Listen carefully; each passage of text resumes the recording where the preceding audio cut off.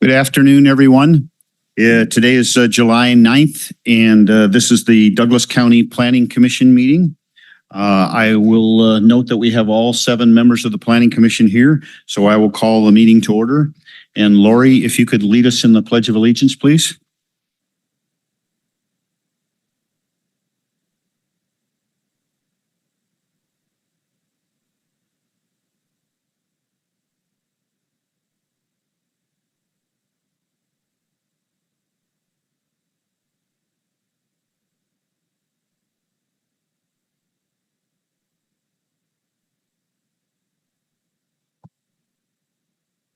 Thank you very much, Lori. I do have one quick announcement before I begin with public comment.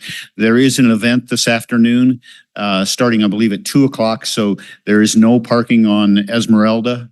If you need to move your car, you can either do it now or if you're here for other business before 2 o'clock, you could make sure you're off Esmeralda by 2 o'clock.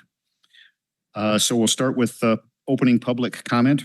Public comment is limited to 3 minutes per speaker on matters over which the Planning Commission has jurisdiction, supervision, or control.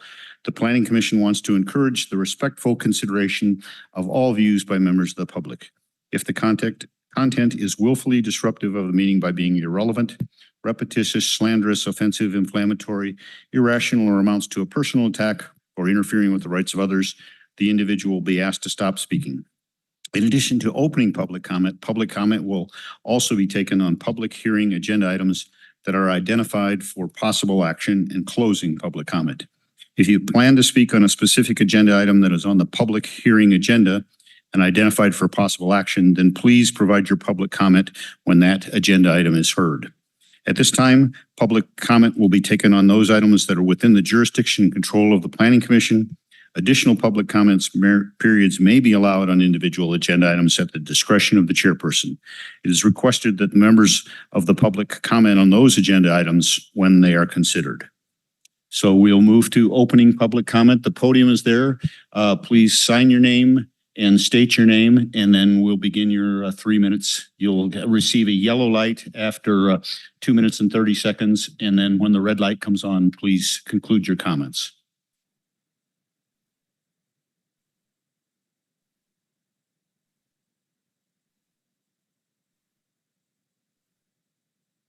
You'll need to touch the button that looks like a little person on the right-hand side of the microphone.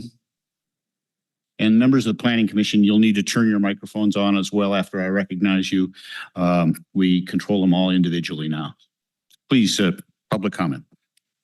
Hello, my name is Rhiannon.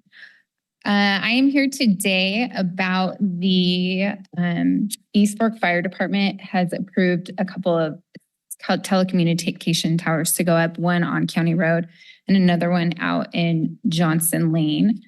And I just wanted to come and speak about that because I know it's going to be coming before you guys, or maybe it already has, I'm not sure. But on November 1st, 2020, New Hampshire Bill HB 1644 was published and requires wireless telecommunication antennas to be placed at least 1,640 feet from residentially zoned areas, parks, playgrounds, hospitals, nursing homes, daycares, and schools. This decision is following an intense year-long study completed by 10 experts in the field of physics, epidemiology, toxicology, and public policy. The overreaching conclusion was that wireless radiation poses a significant threat to human health and the environment. They did something that no one else is doing, which is studying the effects on humans, not simulations. They found that the closer to the towers people live and spend time at, the higher reported incidence of physical symptoms. Several other studies have shown risks of cancer was nearly 4 times greater for people who spent time and lived within 1,150 feet of the towers. The one on County Road is 235 feet from a dance studio and daycare, 525 feet from Douglas High School, where 2,000 children spend 8 hours a day. Neighborhoods within 400 feet, both in Johnson Lane and on County Road, directly above the firefighters, and about 500 feet from Pinnon Hills Elementary School. Radiation is cumulative and never leaves the body, so the more exposure you have, the sooner you develop symptoms. Reported symptoms include headaches, cancer, skin issues, fatigue, heart palpitations, difficulty concentrating, central nervous system issues, dizziness, brain tumors, and I don't have time to really list all the effects. You just can do your research on radio frequency and microwave radiation. Telecommunications have total immunity and cannot be held accountable if a cell tower ever causes negative health effects. People will have no recourse for help. In the lease agreement for the fire department, the initial term is 5 years and automatically renews for 4 consecutive 5-year extensions, meaning that they are locked into that for 20 years at a minimum, or 25 years. And it's important to know that in that agreement, the termination is at the discretion of Verizon, which means that if the fire department decides that they don't want it there, they cannot have it taken down. And if it's proven in 10 years that it is causing health effects and that people are being getting sick from this, they still can't, they have no recourse. So I just wanted to make you guys aware of that. Thank you. Thank you. Additional public comment?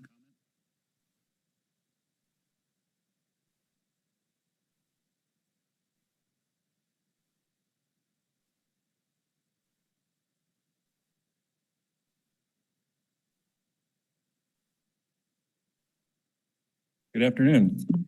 My name is Greg Rolson. I'm a resident of Minden for the last 33 years. And again, I'm here to speak about the cell towers because we understand that this commission really will end up being the deciding body, yes or no, to the placement of this cell tower.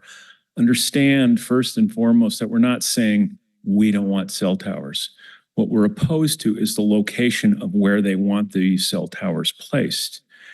And specifically County Road at the fire department, and the other one is Station 6 over on Stephanie Way. What I'd specifically like to inform you guys on, because this is more educational than it is, demanding, but what I'd like to speak to is when Verizon has to go through this, they have to go through a NEPA analysis, National Environmental Protection Act. That act has very specific environmental concerns associated with it that we believe Verizon to date has not completed this.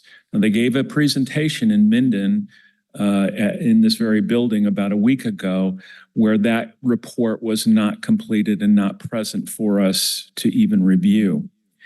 But what's important for you guys to know is these laws were changed back in May of this year, May 1st, 2001. What they really look at and what they really address is to the FCC, because the FCC has failed to fulfill its mandatory duties under the National Environmental Protection Act in multiple and significant ways. So the White House Council of National Environmental Quality changed their requirements. What they really state now is that NEPA, an environmental review, is required when the cell tower would be placed in flood areas. Well, Station 14 sits in a flood area, as you guys probably already know. So after reviewing the public records to us in terms of their pre-applications and so on and so forth that we pulled, we don't see any kind of NEPA report. So I'm waiting to see it, but what I'm really waiting to see is that they adhere to these guidelines. The mitigation under the new rules and actions that had relied on the mitigation previously to avoid an EA will arguably now require the EA. I would also like to point out, I ran a NEPA assessment tool, and in particular to Station 14 here, it's within 5 miles of federal land, Tiobe. It's within 5 miles of an impaired stream, Carson River. It's within 0.5 miles of a stream. It's within 0.27 miles of Cottonwood Slough.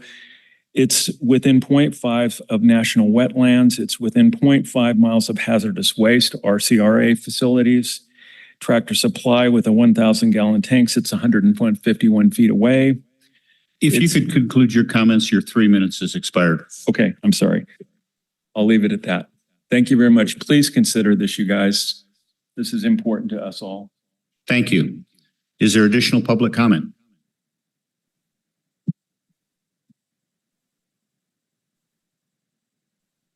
Hi, this is about the cell tower. We just spoke to a law firm Could you state today. your name, please? Yes, I'm sorry. Susan Rolson. I've lived here 33 years in Minden. We love where we live and we don't want to move, please. We are feet away from the Station 14 cell tower that they're proposing.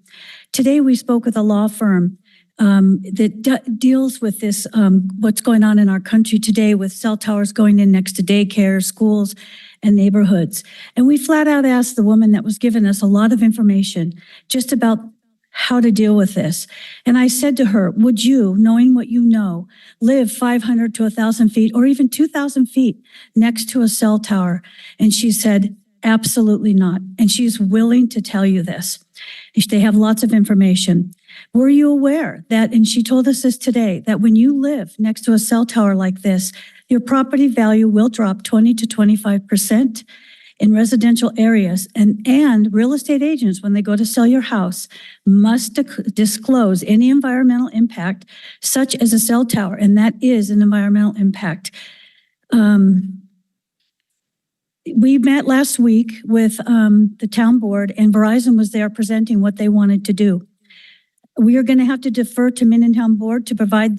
There was many missing reports. Verizon did a slideshow, and they said everything was safe, but they have no evidence. They have nothing, just a paper that says it's safe. To date, there has never been a test ever, a children's safety test ever done on RF exposure, ever. And like we heard earlier, this FCC was sued, and they were not able to prove any safety tests. We request that the report be prepared by a professional engineer that has evaluated and mitigated RF radiation safety concern with children recognized by the Court of Appeals. Tony Simmons is a PE in Nevada and California. He's very well known. He'll be working with our legislation next month. He said it is irresponsible to approve these Verizon towers until the safety report on children and the public are obtained and the FCC judgment is satisfied from the lawsuit in 2021 with the Court of Appeals. Only an engineer, PE, is qualified to state whether it is safe for our children to live near a tower. Verizon used a physicist last week, which is less qualified, and they do not qualify to make this safety report. To present the safety with the RF, what was missing in Verizon's presentation and in their applications for a cell tower was a PE written report stating that this tower would not cause harm to children. We assure you that if we asked a PE to say that this is safe for these children to be 230 feet away, we guarantee you they will not certify a report on it because they know it is not safe. Thanks. Thank you. Additional public comment?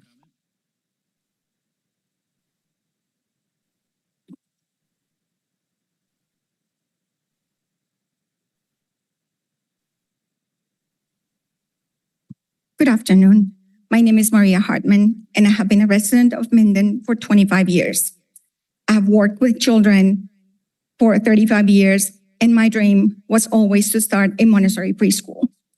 15 years ago, my dream came true, and I was able to open the doors of Ali and Friends Daycare and Preschool in a beautiful building that was specifically built to be a school.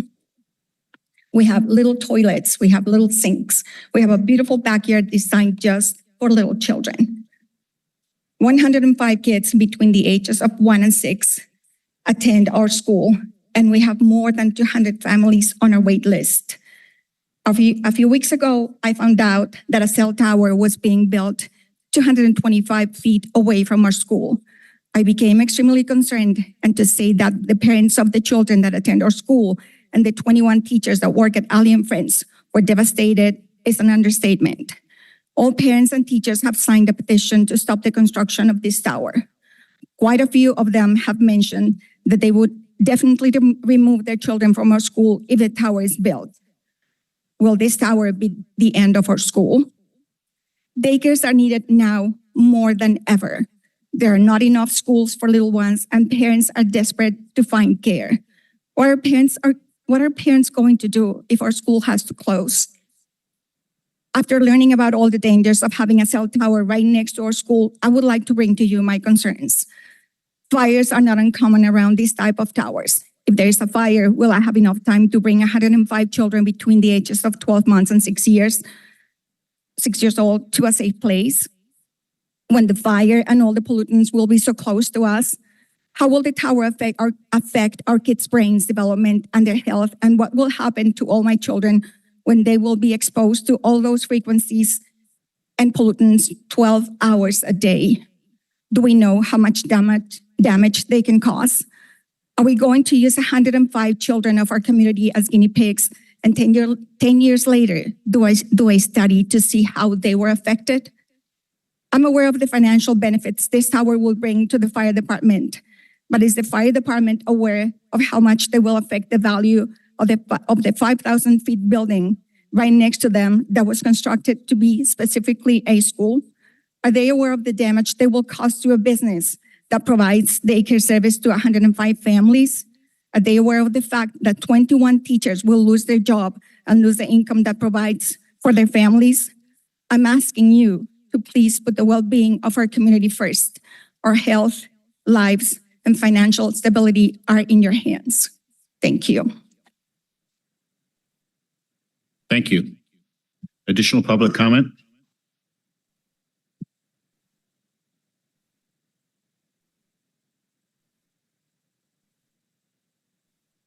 Hello, I'm Patrina French, and I've lived in this community for 40 years. My husband, 50, same house, same address, and we managed to buy another property, not only in Macklin, but in Johnson Lane. Both properties are going to be affected by these two 5G towers. In 2021, the Federal Appeals Court, Circuit Court, January 25th, number 21025 judgment against the FCC creates a duty for the PE engineer providing RF safety reports to evaluate and identify all potential risks associated with the 2021 judgment and provided mitigation to these risks. Verizon, PE, and Epic Wireless have not recognized the hazards for children and adults associated with the 2021 judgment in regards to the RF radiation of cell towers and are going against multiple scientific studies, 11,000 pages involved in the court. The Children's Health Network versus the FCC. The FCC false health guidelines are harming our children, are enabling 5G deployment. The court ruled that the FCC failed to consider evidence of the 5G wireless harms. August 13th, 2021, the U.S. Court of Appeals of the D.C. Citric Court published its decisions in this historic case. You guys can all look this up. The court ruled that the FCC failed to consider the non-cancerous evidence that the 1996 radio frequency emissions guidelines to protect the public's health. We're just here as a small group. We all don't want to have to leave our homes that we work so hard, and we love this community. And honestly, I don't know where else we would go. So if you could just educate yourself. These 5G towers, they want to blanket this community, no gap in coverage. And it's wrong what's going on because the evidence has not been revealed. We're asking for the NEPA report. We're asking for evidence that these 5G towers do not harm, more damage to children. And Maria will be out of her business that she's worked so hard. She's the #1 daycare business in this community. And it's hard to find a good daycare for your children. I've raised 2 children here. I stayed at home. I retired from the highway patrol. I've worked hard and I do not want to leave my house. So if you could just consider, we would appreciate that. Thank you. Thank you. Is there additional public comment? Casey Rogers for the record. I'm here to kind of agree with everything that they're saying. And to just give you a little bit more information, this is about education for you guys because we know that a lot of places don't make it their priority to be educated on things before they vote on them. So we are here as part of the community to help educate you on these factors. The Federal Communications Commission, which is called the FCC, which you have heard before, must comply with the 2021 court order requiring the agency to consider thousands of scientific studies and justify its outdated wireless radiation exposure guidelines that have not been updated in over 28 years. You have to understand that they have a 5-year contract is what they sell to the fire departments and schools because they need money, and it's a money grab for them. And then they put in under their lease, which we have under a FOIA request, that is 4-year extra 5-year terms. So that's almost up to 35 years that you're looking at, okay? When it comes down to figuring this stuff out. And so if you're talking about outdated 28 years later that they haven't updated their guidelines, that's an issue. And when you guys approve things like that are 35 years out, where we have no recourse except for extremely expensive lawsuits, that's a problem. And when you're finding out that there's 11,000 pages of scientific evidence just demonstrating the harmful health effects of RF radiation exposure that they're not trying to consider, they must comply to this court order. And we're here to educate you on that because the decisions that you make have an impact on these families and these communities and on our homes. After the CHD submitted these 11,000 pages of scientific evidence demonstrating the harmful health effects of RF radiation, especially in children, since they absorb far more radiation than adults, the court held that the FCC failed to consider the non-cancerous evidence of adverse health effects related to wireless technology, the environmental impacts of RF radiation, the impact of RF radiation on children, the health implications of long-term exposure to RF radiation, and the ambiguity of wireless devices and other technological developments that have occurred since the Commission's last updated its guidelines. The FCC's 1996 RF radiation exposure guidelines are based on what is referred to as the thermal only paradigm. The notion that RF radiation can only be harmful if it raises the temperature of the human tissue by the arbitrary amount.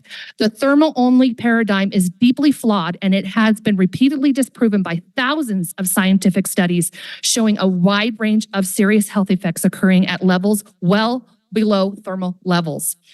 The FCC acts as a revolving door for industry lobbyists and prioritizes advancing telecom interest over public safety. I see that my time is up. I thank you for your time. Please make it your due diligence to know this stuff before you make decisions on our communities and our homes. Thank you. Thank you. Is there additional public comment?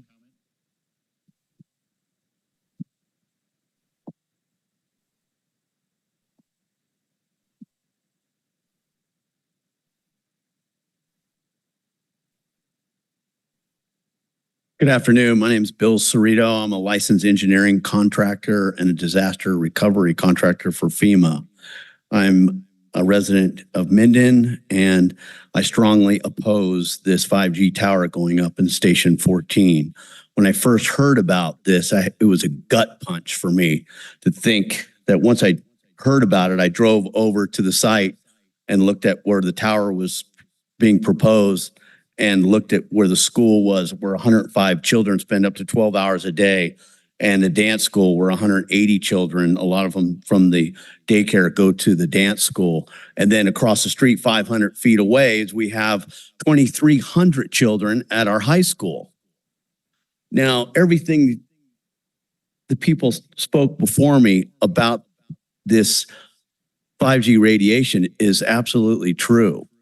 The science is there. All you have to do is look it up and you could see it.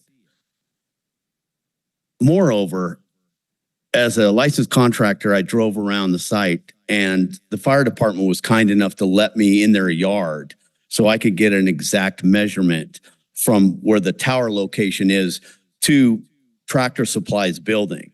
And that building is 75 feet away from the tower's proposed location exactly.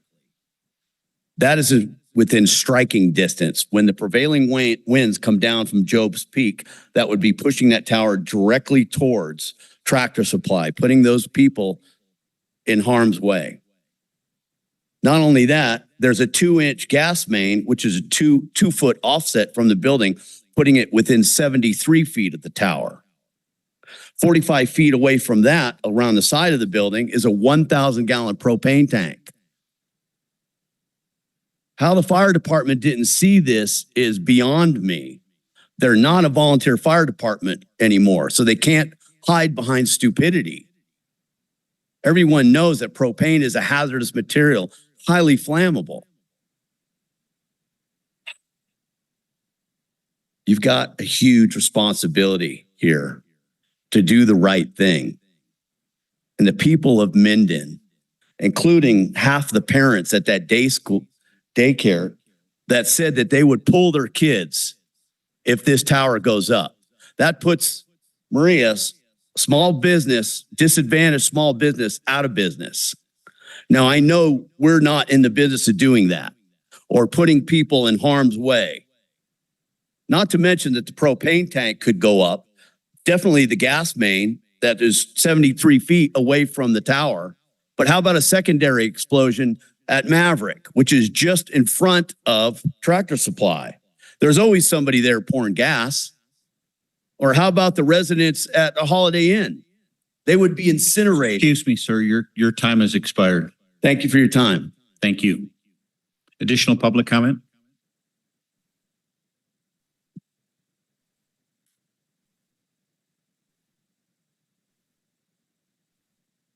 Hi, good afternoon. My name is Jennifer Bertolina. I'm actually here for the another thing on the agenda, but I just felt that I had to speak. I just want to say, I think you really need to put human life over profits and things like that. I just went to a memorial service for an 11-year-old girl that was living in Carson that had brain cancer. And if you have not seen anything like that or been through anything like that, it is the worst thing to watch your child go through a process of passing away due to brain cancer. And it was an inoperable brain tumor. I know the parents and things, and it is the worst thing you will ever have to do. And so I seriously ask you to think about this and just put human life, and especially little ones. You will not see any of this exposure and things until they get older. I had a niece that went through, she had a brain tumor, and they found it when she was 11.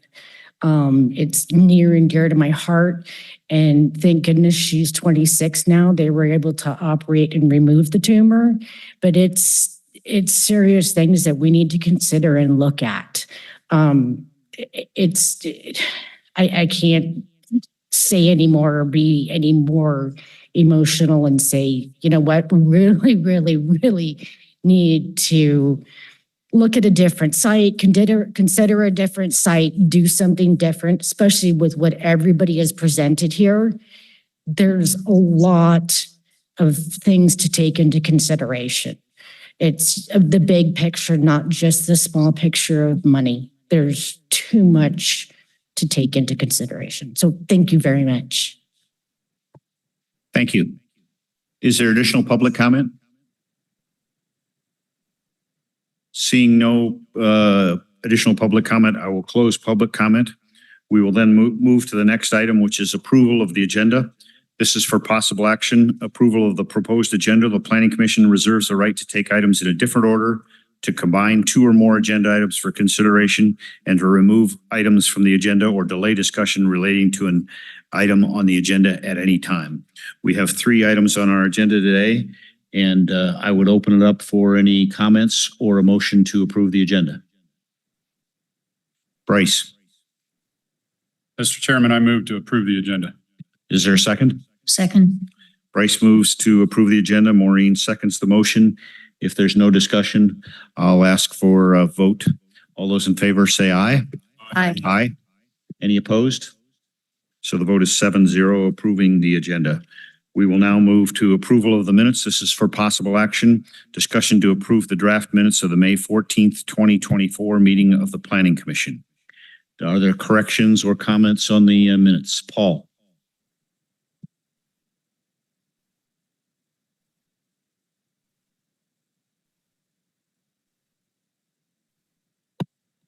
Try the left-handed button and hold that down just a tad, or you may have to borrow Lori's.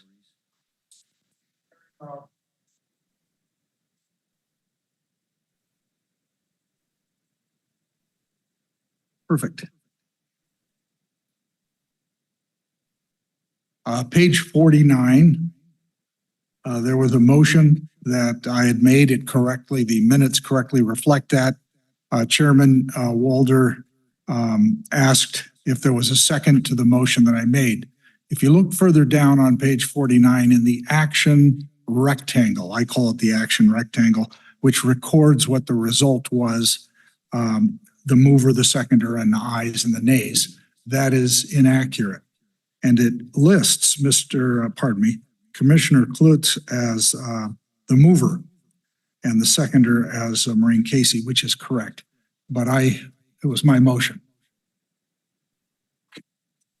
Thank you very much, Paul. We'll let the record reflect that the action box on page 49 should have mover with Paul, and the seconder, I believe, was Dave, according to what the minutes were that I referenced in about the middle of the page. So thank you very much for that correction. Any other corrections or comments on the minutes? Seeing none, then I would ask for a motion to approve the minutes as corrected by Paul. I move for approval of the minutes. Paul makes the motion. Is there a second? Second. Bryce seconds the motion to approve the minutes as corrected. All those in favor say aye. Aye. Aye. Any opposed? Mark? Mr. Chairman, let the record reflect that I was not at last meeting, so I will not be voting. Mark would abstain, so the vote is 6-0 with Mark abstaining on approval of the minutes. Thank you very much. We'll now move to the first agenda item. I'll read this into the record. This is for possible action. Discussion on special use permit application DP 24-0118, a request to approve an accessory stockpile use grading for more than 500 cubic yards for Douglas County. The subject parcel is zoned FR 40 Forest and Range and located at Dump Road and Mustang Lane, adjacent to and westerly of the Douglas County Fairgrounds in the Ruinstroth Community Plan. The applicant is Scott Morgan, Assistant County Manager representing the owner, Douglas County, APN 1220-13-000-002. Kate, you are the case planner on this, so you may proceed. And I do think you have Scott Morgan with us today. So Scott, feel free to interject or follow up with Kate's presentation. Thank you, Chairman Walder. Kate Maroulis O'Neill, for the record, Planning Manager, Community Development. Yes, so we don't have a presentation or PowerPoint presentation. This one's pretty straightforward. Mr. Morgan is here with us today, as well as our county engineer, Jeremy Hutchings. Staff is recommending approval of this special use permit, DP 24-0118. Subject to the conditions set forth in the staff report and based on the abilities of the applicant to make the required findings. So if there's any specific questions you may have for Mr. Morgan, Mr. Hutchings, or myself, we'd be happy to reply. Thank you very much, Kate. If the other staff members who don't have presentations, then we'll open to the Planning Commission for the questions and comments at this point, and then we will move to public comment on this agenda item before we conclude action on this item. Maureen, did you want to go first? Have we used this site for storage before?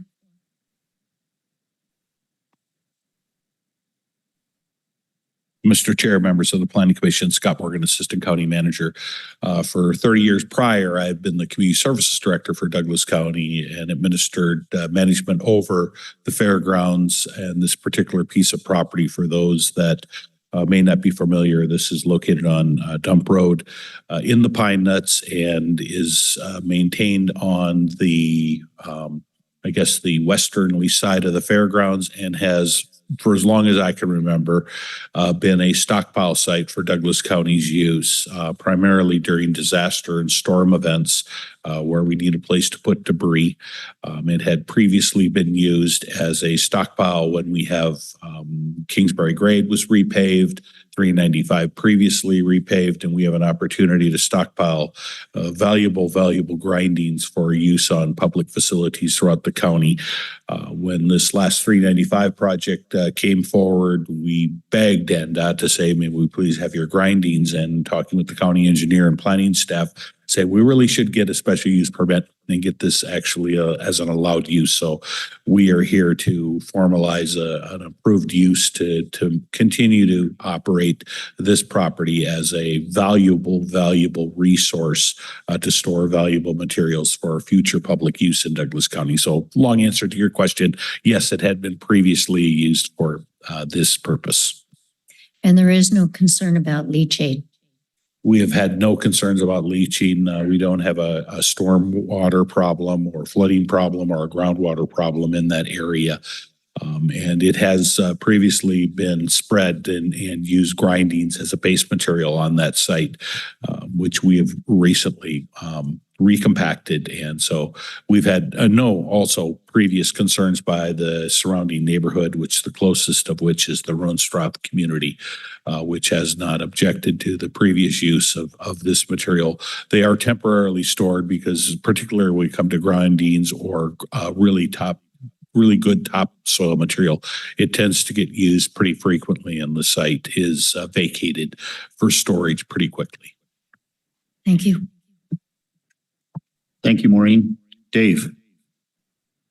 Scott, I take my dog to the park out there quite a bit.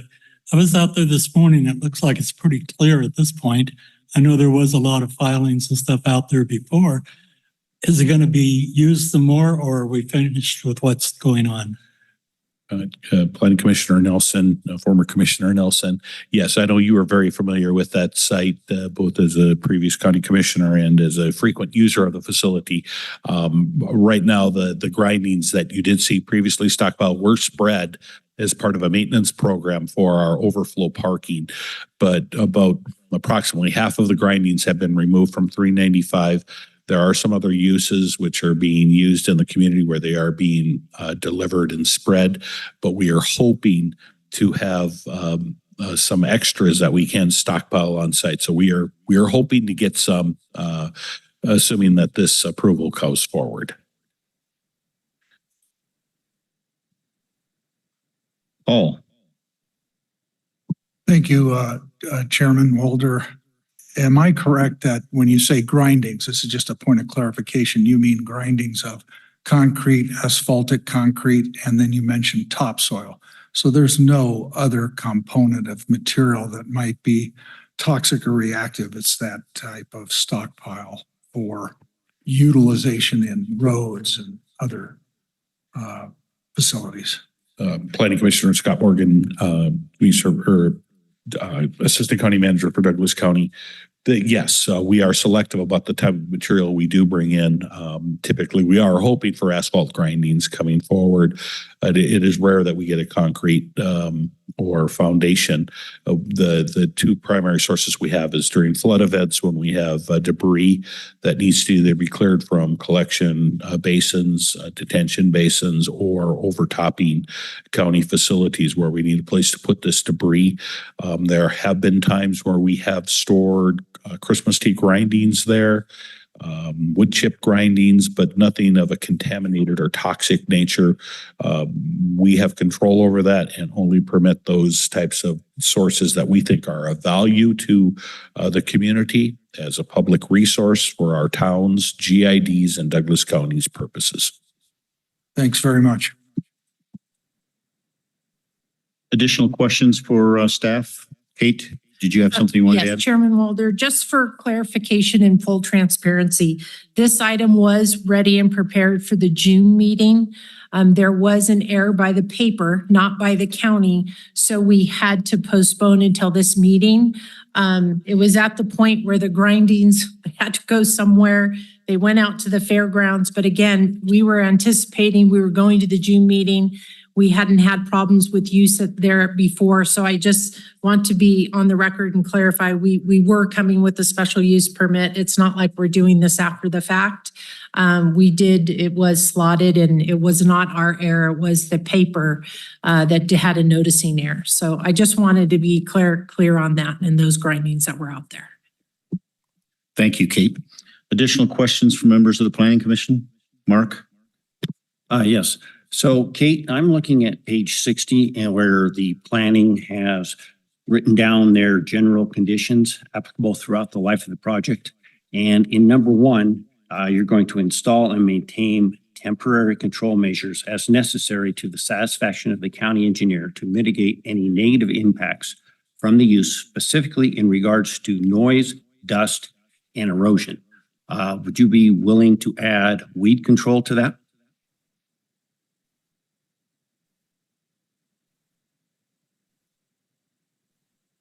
Jeremy Hutchings, Douglas County Engineer.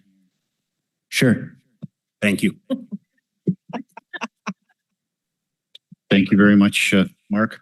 Additional questions from the Planning Commission? Lori? Thank you. Is this site secured to prevent illegal dumping from residents? I don't know if there's been a problem in the past, but it's so near to the landfill that it seems like it would be a site that may attract illegal dumpers. Scott Morgan, Douglas County Assistant County Manager. We have not experienced illegal dumping. It is not secure. It is open. It's kind of the old undeclared Mustang Road goes through a portion of the property. So it is pretty accessible. The problem we have had is loss of material. People have sometimes helped themselves to the material we have stored there, and but there are so many great opportunities to dump illegally in that area that they have chose not to do this in this location. Since 5 years ago, we put surveillance in on the Douglas County Fairgrounds, and although specifically not overlooking that per site, we do have view corridor by the surveillance cameras to help deter theft of material, and have not experienced illegal dumping on that site. We do have motocross use and OHV use that does take place on the site, and that sometimes likes to use the material as a recreational amenity, but with signage asking people not to steal and not to play on the materials that we are storing there, we have had a pretty good success with that. Additional questions from members of the Planning Commission? If not, I'll move to public comment on this issue. If you do have public comment on this issue, you can come to the microphone and you'll be entitled to 3 minutes. Is there any public comment on agenda item 1? Seeing no public comment, then I'll close public comment on this agenda item and come back to the Planning Commission. I would note that the findings for a special use permit and design review are starting on page 57. There are 8 of them. So if you do have concerns about the approval of this agenda item, if you would cite which findings that you believe can't be met, we'll entertain discussion. If not, we can move to a motion on this agenda item. Paul? I move for a recommendation of approval of the special use permit application DP 240-0118 based upon the findings being met and subject to the recommended conditions, including the weed control, which was added by Commissioner Nederroth. Is there a second to Paul's motion of approval? Second. Dave seconds the motion. Any discussion? Kirk. I mean, AJ. AJ Haynes, Douglas County DA's office. Just to clarify, the motion would be to approve the special use permit, not recommend approval, because this is one of the development applications that the Planning Commission has final authority over. So the Planning Commission would be approving this. I just want to make sure that that's what the motion was for. Yeah, if I was confused in terms of the way I speak, which is something that people have accused me of, although I didn't need a doctor's note or anything for this meeting, but I did mean that for our approval. Thank you very much, AJ. Thank you very much, Paul. So the question is on the motion that Paul made to approve the special use permit. All those in favor say aye. Aye. Any opposed? So this is 7-0 and the motion is approved. We'll now move to agenda item number 2. And this is for possible action. Discussion on a tentative subdivision application DP 24-0040, a request to subdivide 28.55 acres into 25 single family residential lots, the smallest being 0.84 acres and the largest being 1.01 acres in size, and B, 2 public drainage and access parcels of 1.20 and 0.58 acres respectively. The subject parcel is located on the north side of Stephanie Way, just east of the intersection of Kane Avenue in the SFR1 Single Family Residential 1 acre minimum net parcel size zoning district within the Johnson Lane Community Plan area. The applicant is Armill Properties LLC. The applicant's representatives is Michael Stanka, Stanka Consulting Ltd, APN 1420-27-401-010. Kate, you are the planner on this, so you can make a presentation, and then Mr. Stanka, we'll be happy to hear your comments as well before we ask questions and deliberate. Good afternoon again. Thank you, Kate Morales O'Neill, for the record. Staff is recommending approval to the Board of County Commissioners for this tentative subdivision map application. Again, this is a resubmittal. This same map was approved in 2018.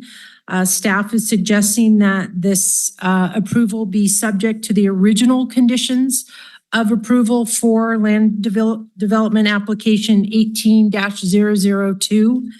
It is attached as Exhibit A in the staff report.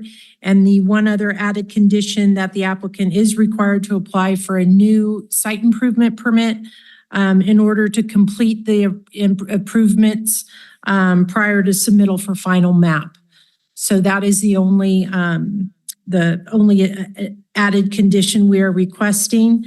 Michael Stanka is here. He's the applicant representing the owner, and he will be doing a PowerPoint presentation. Thank you, Kate. Mr. Stanka, you can proceed from that podium there, and you'll just need to turn that microphone on with the button on the right-hand side of the front. Okay, working? Excellent, thank you. My name's Michael Stanka. I'm a engineer, work at Stanka Consulting, Ltd. And like to just give this presentation for Park Haven Estates. Kate did a good overall a summary of this, but we'll just go through the PowerPoint slides. Next slide. This project is located on Stephanie Way, near the school systems. There, that's kind of like a general map. So north of Johnson Lane on Stephanie Way. Next. And here's a area of the parcel that's the subject parcel is in highlighted with the area around it with the basically adjacent parcels or near parcels that were used for basically a public notices. And a little bit of a history of this, and this history predated myself. But the project was initiated in 2004 on the tentative map submittal. There was a litigation between the owner and Douglas County, which was resolved with a development agreement recorded in 2007. The tentative subdivision map was submitted and approved after that. And then also a site improvement plan was submitted and approved in 2021. The site improvements to date is basically, the project is complete. So we're kind of like going for the tentative subdivision map approval. However, all the improvements have been completed per the site improvement plan. And the improvements to date are stormwater drainage systems and basins. All the roads are basically built and paved within the subdivision and access to the county roads. Potable water system is within the subdivision, complete and connected to the county system. I think it still needs to be flushed before use, but I think that's the only requirement. The sewer laterals within the subdivision are installed, and also the sewer main connection to the county system is complete.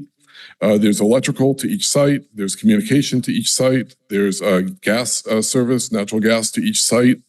And the fencing and service access roads are in place, and the mill cluster boxes are installed. So as you can see, this is a pretty mature project that is basically already developed. The tentative map expired October 2023, and because of that, with discussions with the county, it was a requirement to resubmit basically all new submittals, and restamping, re-signing all the documents, and getting it basically resubmitted as if it was a new tentative map. And so what we're here for is that tentative map approval, so that we can go on to the site improvement plan approval and the final map approval, so that we can start developing these properties with homes. And the project description, the project was 28.55 acres. There's 25 single-family residences. It's on the north side of Stephanie, just east of Kane Avenue, and it's within the Johnson Lane Community Plan. It's a single parcel right now, and it's owned by Armel Properties. And it's a zone for a single-family resident, 1 acre parcel size. On the master plan, it's in a floodplain that has been, the FEMA map was redone in 2016. Basically, the vast majority of the project is outside of the floodplain. I think there's one small little area that's being addressed within the floodplain. And we're going to be connecting, or we have connected with community water and sewer facilities with the East Valley Utility, Douglas County. Next, please. And this is the project site, and this is a current, this should be a current aerial. You can see the lots and the drainages. There's drainages between the lots going to the pond areas, and so and you can tell that you can see clearly that the paved roads are in right now, and so basically it's ready for the tentative map approval, the SIP approval, and the final map after that. So that's why we're here. Next, please. Back one. And this is the tentative map that's being requested for approval, which is the same. Well, it had to be redone and restamped by another surveyor to make it current, but basically the same as the previous tentative map that was approved. Next. And so the current status, again, the site improvement work is substantially complete. We're seeking tentative subdivision map approval. After the map's approved, we're going to prepare and we'll actually request a site improvement package, and then the final subdivision map for approval. So several steps there. Once the final map is approved, the property can be sold as individual lots, and permits for new homes can be applied for through Douglas County. And this is, I believe, 25 new homes, which would contribute significantly to the Douglas County tax base. And that's my contact information, my Carson address and phone number and emails. Thank you very much. I'll open it to members of the Planning Commission for questions of either staff or the applicant. Bryce, and then we'll go to Maureen after that. Bryce, go ahead. Thank you, Mr. Chairman. My question is for either Kate or Jeremy. I'm assuming permits were pulled for the site improvements that have already been done and inspections occurred and all that's already taken place, correct? Jeremy Hutchings, county engineer. The SIP was pulled. A lot of the work was done. A notice of completion was never issued. Permit expired. Mr. Stank is going to resurrect that permit since it's expired. And then we'll complete out, there's maybe some little ticky-tack stuff that we'll clean up and then issue the notice of completion. Okay, thank you. And I would assume that those will be per the previous code requirements and not required to upgrade to any kind of current code. Correct. Okay, thank you.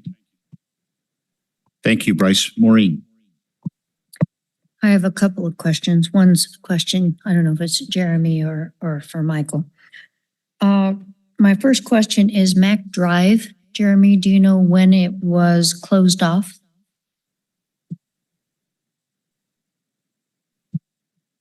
Not exactly. I think it was last fall, unless Mr. Stankin knows exactly. I don't, but it was closed off because at about the time the permit expired, without the notice of completion, the road was never accepted. So we closed it off to keep just general people out until the site's, finalized. Is it going to be widened at all? Or is it going to stay that narrow when the subdivision builds out? If you could turn your microphone on, please. Thank you. Thank you. Yeah, I believe it's going to be as what it is right now is the final design.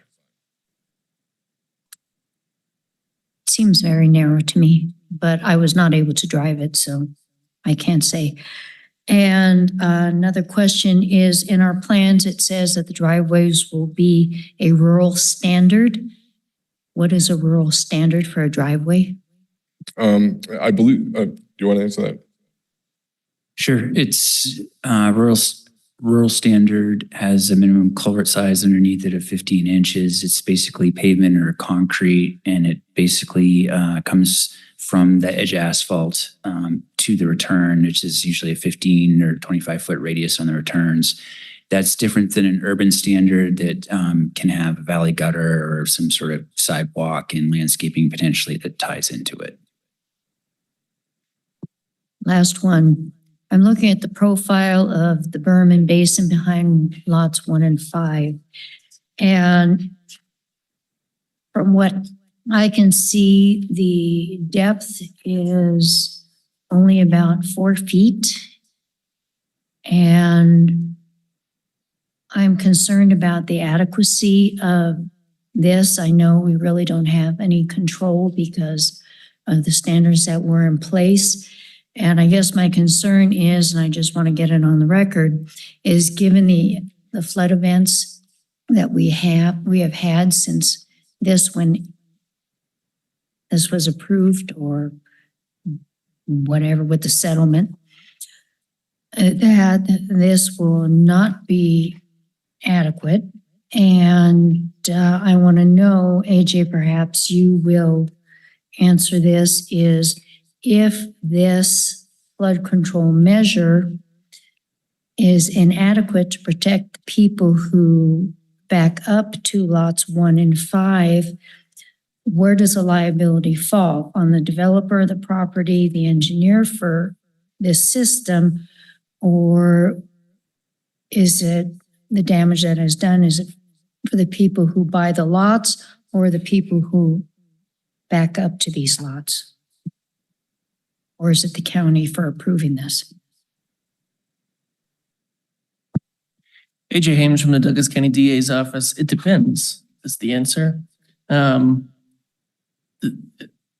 It would depend on when the flooding occurred, whether the ditches have been maintained, whether the driveways were built to the appropriate standards and how that impacted it really depends on the situation. But the county is comfortable with approving this under the conditions that were in place at the time when the county entered into the development agreement and then subsequent settlement agreement that govern this development.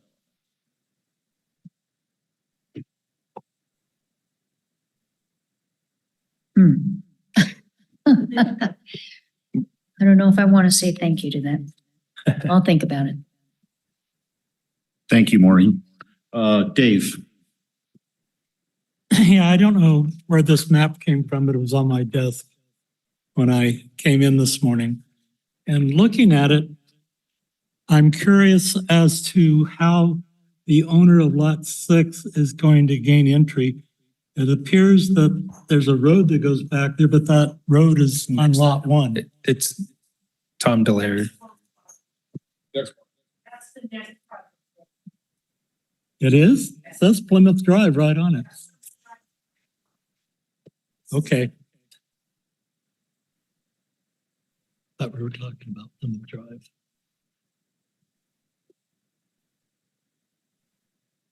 Should we come back to you, Dave, in a minute? No, that's fine. Go ahead. Thank you. Paul or Lori or Mark? Paul?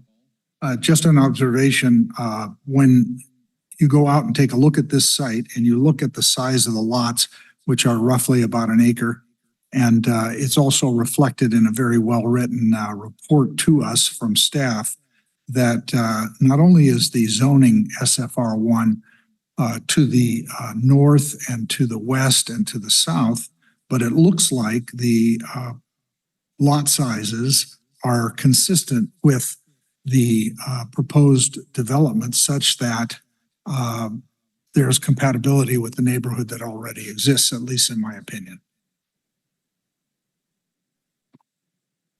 Thank you, Paul. Mark? So I want to know if anybody knows if this is going to be built on an alluvial fan. And if so, has the flood waters been studied recently, or are we going back to 2004 when it was first approved? Tom Delaire, Community Development Director for the record. To answer a couple of the questions Maureen had, I'm just going to combine them all into one answer, but the alluvial fans are a little bit further uphill from this. There has been a study, FEMA did a study on this property and removed a portion of it from the actual floodplain from when it started to where we're at today. There's also has been a very detailed study of the Johnson Lane area that Douglas County prepared. And we do have a regional pond planned on the county property, which is due north and west of the existing firehouse, which is west of this project site, to put in a regional pond. It's on the list of projects and in our stormwater master plan as well that we will get to eventually, to getting a basin installed upstream of this basin. So the ponds that are on site that are downhill and against the adjacent property owners is how the flow of water goes today. And what the design engineer has done is provided a basin to collect that water and allow that overflow of that material. If it doesn't infiltrate into the ground first and it gets overburdened, it will overflow onto the parcels the same way it had been when the development wasn't there. So no on the alluvial fan. It is downhill of an alluvial fan. I guess if you look at the big picture, you know, all of East Valley is a alluvial fan, Mark, and it's very unpredictable on where the floodwaters are going to go, depending on, you know, what gets obstructed upstream and diverts it. So, yeah, right now, we didn't look at it and analyze it. It's not like a sheep camp issue where it was literally on an alluvial fan out of the mouth of the mountains. This is downhill further, and we are planning on intersecting with some basins in the future. But this project has been designed with their own little ponds that are supposed to mitigate the floodwaters, because water only goes uphill to money. Otherwise, it goes downhill. Yeah, it does. They have a large ditch along the eastern side of the project on Mac Drive, I believe is the name of it, that's been barricaded off.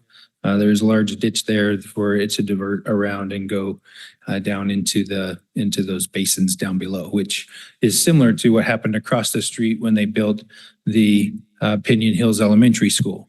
So it captures the water it diverts it around the school, puts it down in the soccer field. The soccer field then has a levee, basically that it has to fill up the whole soccer field with water. It overflows and then discharges on the downhill parcels at that point. So there is some protection because it doesn't actually flow onto the neighbor's property until the pond is full. Thank you. Thank you, Mark. Additional questions, Lori? Thank you. Lots A and B are shown on the map as a public storm drain. The county will accept those and maintain those or no? Yeah, Tom Delaire, for the record, I believe we are going to accept those for maintenance. Is that right, Jeremy?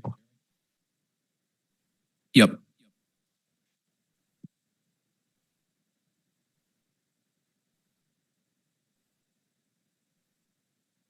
Anything else on your end, Lori? Thank you very much. Other members of the Planning Commission, questions for the staff or the applicant at this point? If not, we'll move to a public comment on this agenda item. If you do have public comment, please step to the podium. You'll need to turn the mic on if it's not turned on, and state your name, and then we'll begin your 3 minutes.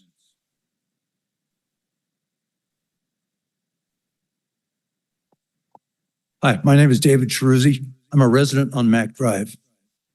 When the road first was put in, when it was a dirt road, I should say, it wasn't paved.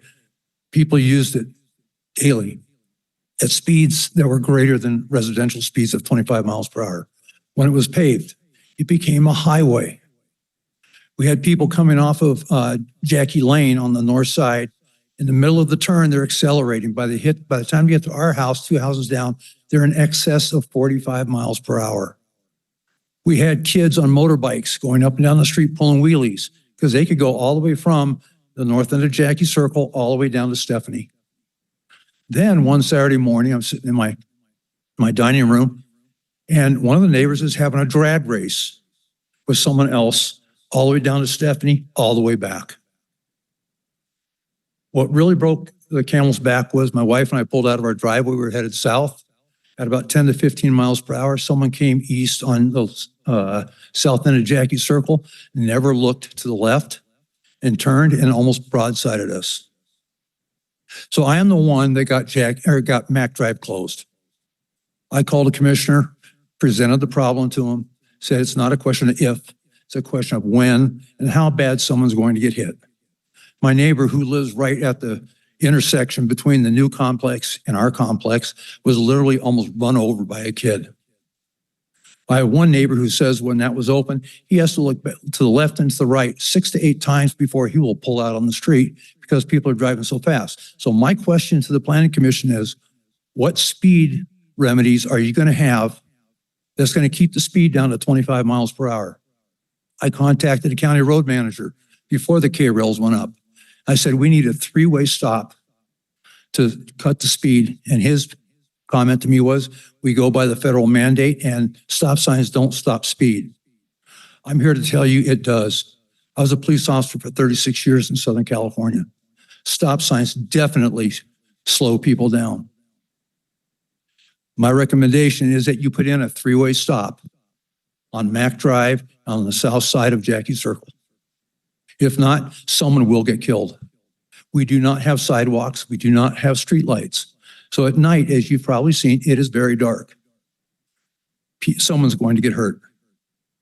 And I can testify in court that certain measures can and do prevent that. Thank you. Thank you. Additional public comment?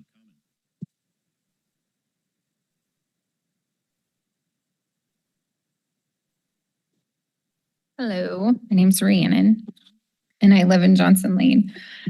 I have no problem with the development of this property. However, it is located right next to the fire department on Stephanie Way, which happens to be the very location that the East Fork Fire Department has approved the installation of the telecommunications tower. The location of this tower will be in the backyard of these homes being built. This will negatively impact the property value. Statistics state up to 25%. The seller will have to disclose an environmental impact of the radiation exposure from the towers that will be located within 350 feet. Thank you. Thank you. Any additional public comment? Seeing no additional public comment, I'll close public comment on this agenda item, and we'll come back to the Planning Commission. At this point, I would ask the staff if they had any comments on the public comments that were made, or if not, then we'll move to Planning Commission members. We do have a number of findings that are required to be made. They begin on page 74. So if there are concerns with this project, I would ask people to refer to those specific findings. So I'll yield to any of my colleagues to address this agenda item before we move to a motion. Bryce. Thank you, Mr. Chairman. Mr. Dallaire, were you wanting to respond to that, the gentleman's comments, or were you up there for some other reason? Okay, thank you. Other comments or questions that Planning Commission members have, or observations on this proposal? Lori. I'm wondering if staff can provide any comments about the speeding problem on Mac Drive. It seems that there are lots of streets that have similar conditions, except that now there's no houses along there. And possibly when development occurs, that street will not see that level of speeding. But I do know that in the meantime, I'm wondering if there are temporary speed bumps or any kind of other activity that may address that concern from the residents, the existing residents.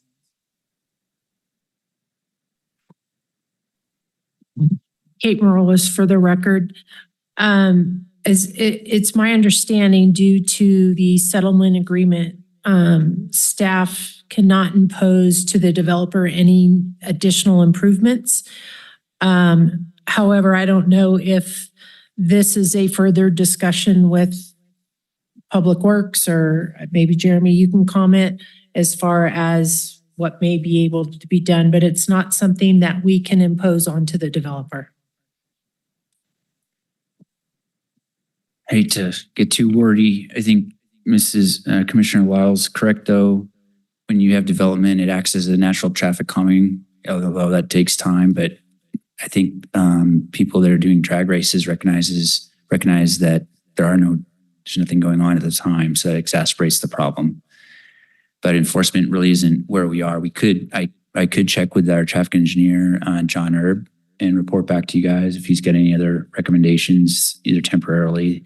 But as the police officer retired said, most of the time these stop signs are set by the national standards, so we can double check that. And get back to you.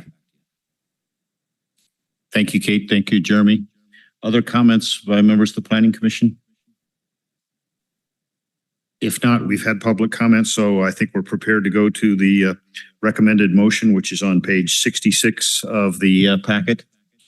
If there are no other questions or comments. There is one question. AJ did mention with regards to the clean out of the berms and the maintenance of the flood control. And when I'm looking through here, and there is going to be a homeowners association or some kind of organized association or entity for the drainage and access, but there's nothing that speaks to a cleaning schedule or anything other than the condition from the engineering division to have some kind of under F, lots A and B shall be deeded to a homeowners association or other entity for drainage and access. So I was wondering, I know we can't impose something, but if is he here? Is there something that would be in place, Mr. Stanka, do you know, with regards to cleaning the the drainage facilities to make sure that they don't get overgrown with weeds or willows or anything to make sure that they function properly? Excuse me, if you could step to the podium and use the microphone, thank you.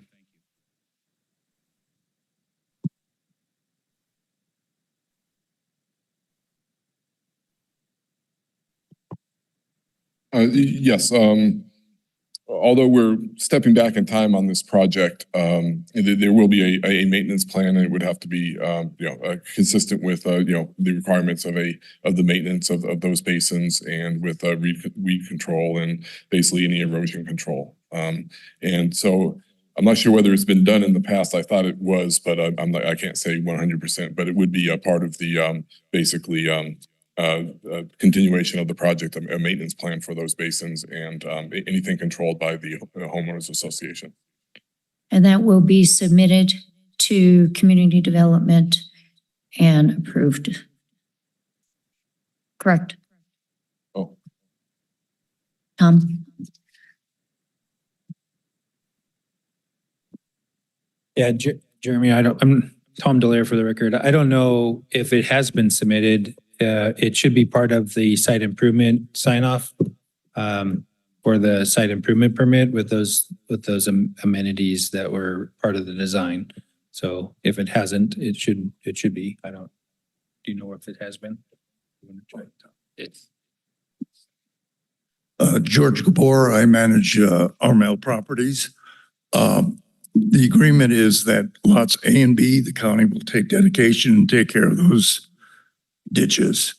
The ditch on the east side, on the east side, Mac Drive, the owners in the CCRs will take care of that ditch. That's the way the agreement is set up. So the individual property owners will take care of the ditch behind their homes? In front of it. Okay. I'm a bit confused because I'm talking about lots A and B behind the homes. No, the lots A and B, the county are taking, there's clean out roads adjacent to the basins, and the county's going to take dedication of that property, and they will maintain those ditches. Okay, I understand that. I'm just, my concern is the property A and B on the site plan, which runs behind lots 1 through 5, that's in between those and the properties that are along Kim. That the county will acquire the acquisition of those two plots, and they will be responsible for maintaining them. Thank you. AJ, did you have comments that you wanted to add? Yeah, I think we've kind of cleared it up, but I think we were talking about two different drainage ditches. There's a ditch that runs along Mac Drive that is part of those lots, and that's to be maintained by the HOA. There's a provision on the map that states that, I think it's note 3, the maintenance of any and all drainage facilities and easements must be the responsibility of a homeowners association or similar private entity. Douglas County rejects any offer of dedication for drainage facilities or drainage easements with the reservation to accept at a later date. And then there's parcels A and B. Yeah. So, and those are treated differently as indicated. So I think we had already cleared it up, but I'm just reiterating there's 2 sets of ditches here. Okay. But there's no cleaning schedule for parcels A and B. So he's saying that parcels A and B will be the responsibility of the owners of the lots that front onto those parcels. And the parcels that are along Mac Drive will be the responsibility of the county. That's what I'm understanding he's saying. If you could turn your microphone Yes. and get and state your name. Excuse me again, George Gabor for Armel Properties. the ditches along the east side of Mac Drive will be the responsibility of the lot owners because their lots extend into the ditch. The lots on lots A and B, those ditches are the responsibility of the county. They're going to take dedication of those. Thank you, sir. Thank you, Maureen. Thank you, AJ and Tom. If there are no other questions or observations at this point, then we could be prepared to move to the motion on page 66. Bryce. Thank you, Mr. Chairman. I move to recommend approval to the Board of County Commissioners of tentative subdivision map application DP 24-0040 as presented and subject to the original conditions of approval for LDA 18-002 and the added condition that the applicant is required to apply for a new site improvement permit for additional required improvements because I believe all the findings have been met. Thank you, Bryce. Is there a second? Paul seconds the motion. Is there any discussion? Seeing no discussion, I'll ask for the yeas and nays. All those in favor say a yay. Yay. Yay. Yay. Any opposed? Nay. So the vote is 6-1 with Maureen opposing. And I'm opposed and I can't find the proper finding, but I am opposed because I don't agree with the drainage plan. Thank you, Maureen. We can move on to agenda item number 3 now, unless there's a pressing need for anyone to take a short break. Let's move on to agenda item 3. This is for possible action, discussion on an application for a tentative subdivision map, land division application DP 24-0087, requesting to subdivide 7.59 acres into 6 lots, the smallest being 1 acre and the largest being 1.5 acres in size. The subject parcel is located at 3282 Plymouth Drive in the SFR1, single family residential 1 acre minimum net parcel size zoning district within the Indian Hills Jacks Valley Community Plan area. The applicant is Peter Bekoff, Westridge Homes, Inc., and the applicant's representative is Michael Stanka, Stanka Consulting, Ltd., APN 1420-18-301-017. Lucille, you are the planner on this, and you can proceed, and we'll follow that up with the applicant's representative before we go to the Planning Commission. Lucille. Thank you, Chairman Walder. For the record, Lucille Rayo, Senior Planner.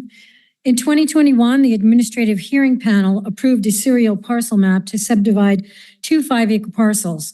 The maps were conditioned and had 1 year to record. Since that time, the applicant installed water and sewer laterals to the parcels, but did not continue with the additional conditions placed on the project. The maps then expired and policy changed whereby serial parcel maps would no longer be accepted. The applicant, Peter Bekoff, then decided to redesign the project and submitted a boundary line adjustment to create 1 larger parcel, 7.59 acres, as depicted on the project map submitted with the application, and 1 parcel at 2.42 acres. On June 26, the item was heard by the Indian Hills General Improvement District, and they voted to approve the project and as well as accept maintenance of the roads and supply water and sewer to the subdivision. Public comment has been submitted and copies have been provided to you as well as the public. In addition, answers have been provided to Mr. Levesque, who had asked for staff to respond. Those answers have also been provided to you as well as the public. The applicant's representative has prepared a PowerPoint presentation for you. With your permission, I would like to introduce Michael Stanka.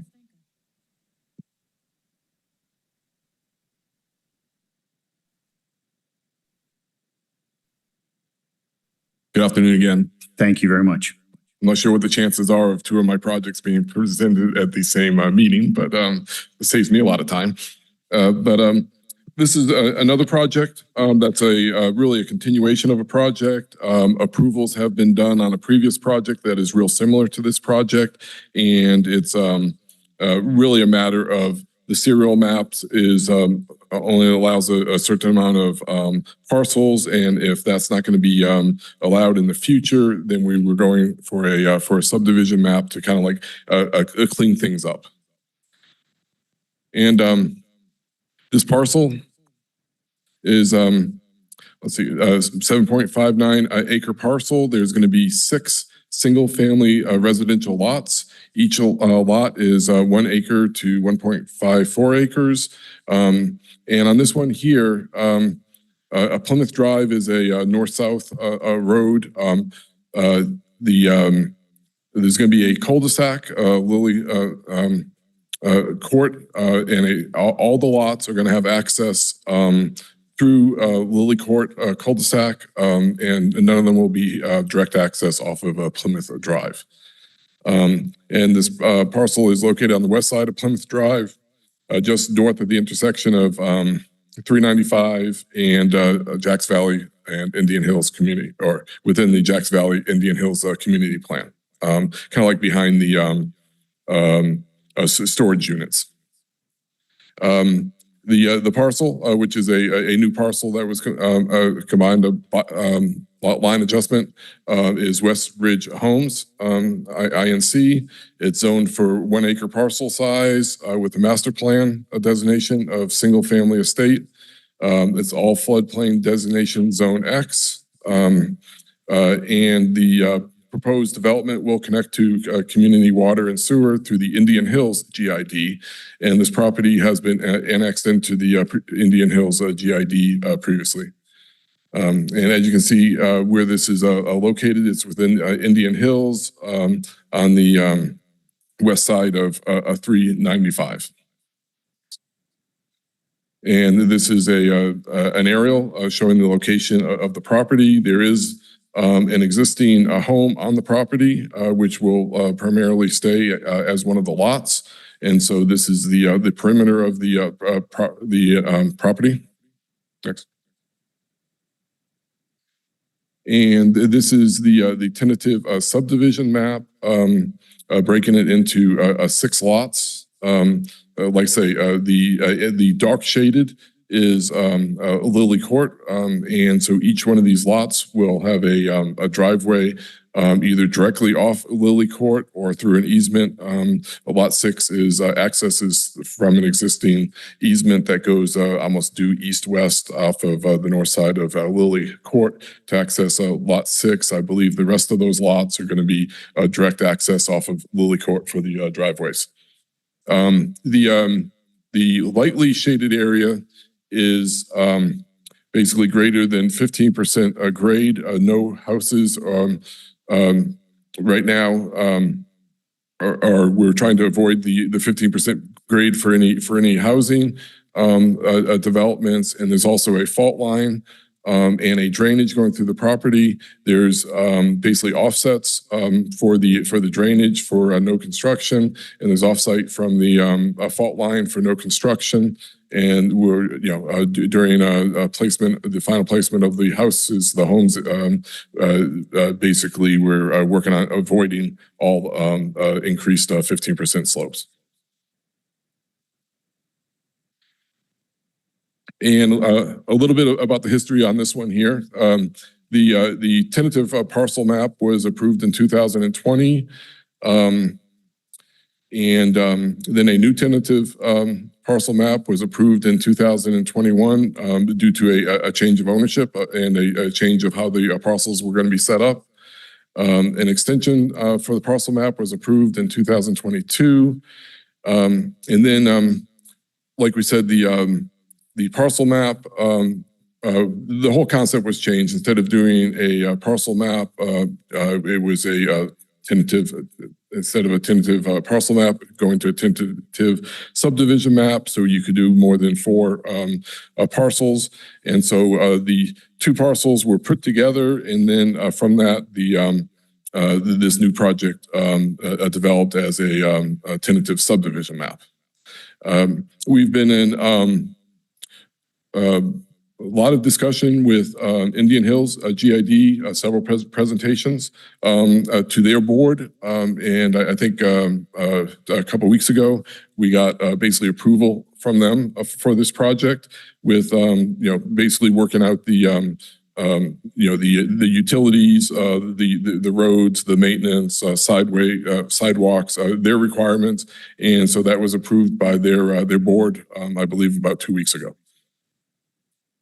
Right now, the water and sewer lines have been stubbed off of Plymouth Drive, the main drive. So this was work that was done previously. So we got, water sewer lines ready to go to be brought down Lily Court.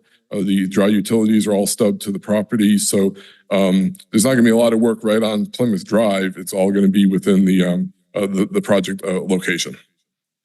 And also, Douglas County did approve a site improvement permit previously for this, but and there's going to be very little changes in what we're presenting.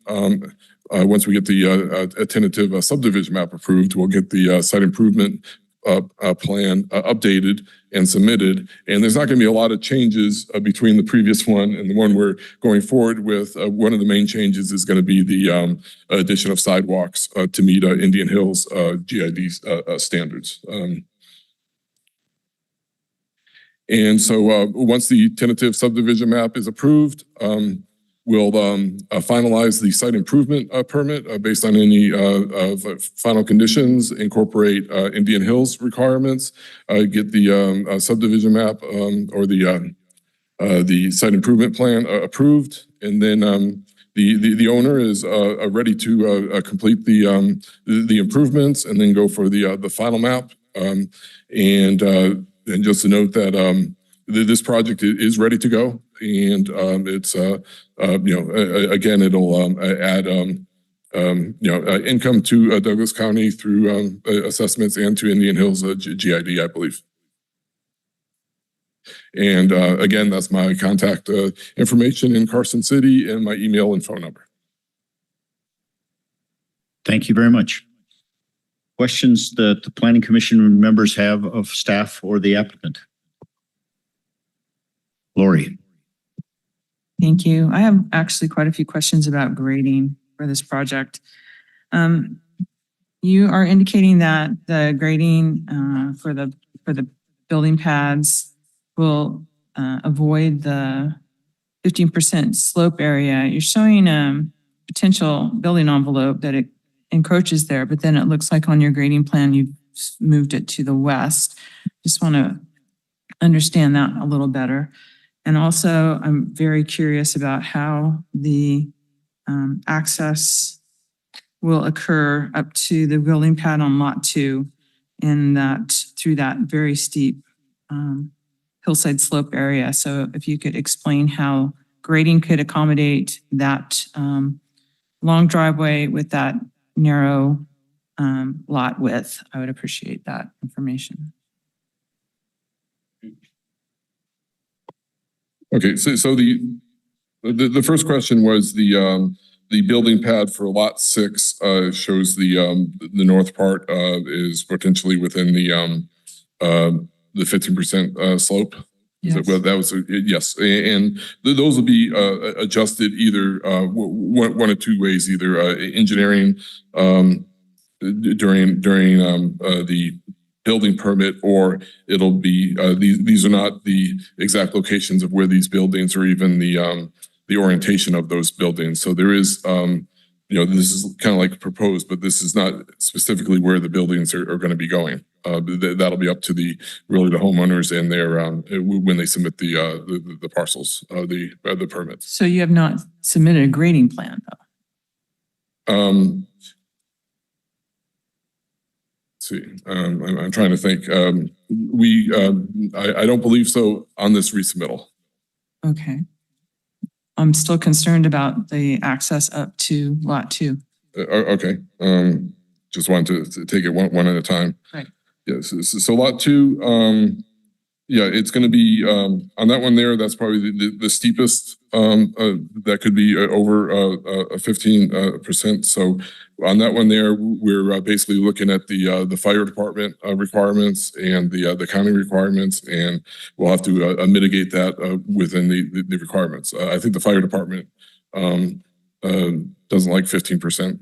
I'm sure they don't. And, so it would have to be adjusted to accommodate, the required slopes. And I think that's in these, would be in the site improvement plans. I just feel like you haven't demonstrated that that access is actually feasible at this point. I guess if you have more information, that'd be very much appreciated.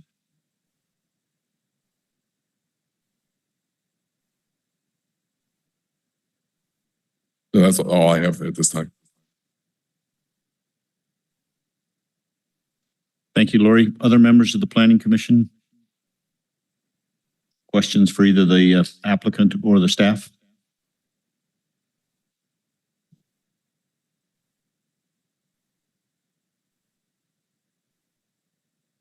If not, we'll move to a public comment on this agenda item. Yes, Bryce, go ahead.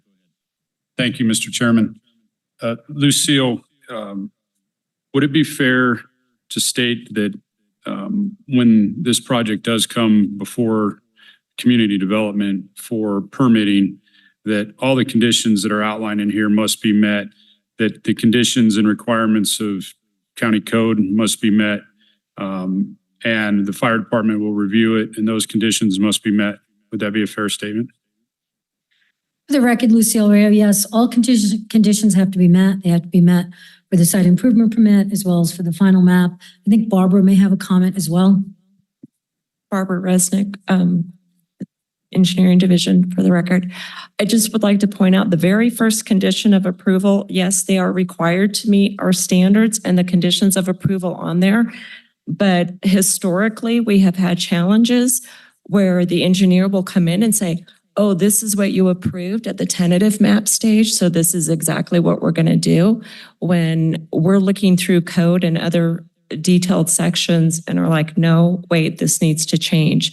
So the very first condition on there, A1, I actually had AJ help me develop to hold them accountable, that they don't get to say that, oh, we're going to, we're following this exactly. No, because that was conceptual. You need to follow our standards specifically. So yes, and they do go before East Fork Fire. They have to approve it before I'm sending it to the county engineer to sign off for approval. So thank you. I wanted to take that opportunity because I want to make sure the engineer realizes that too, because it's historically been a problem with the consulting engineers over the years. Thank you. I wanted to bring that forward because it was pretty clear in the conditions that was your intent. And so I appreciate you further clarifying that.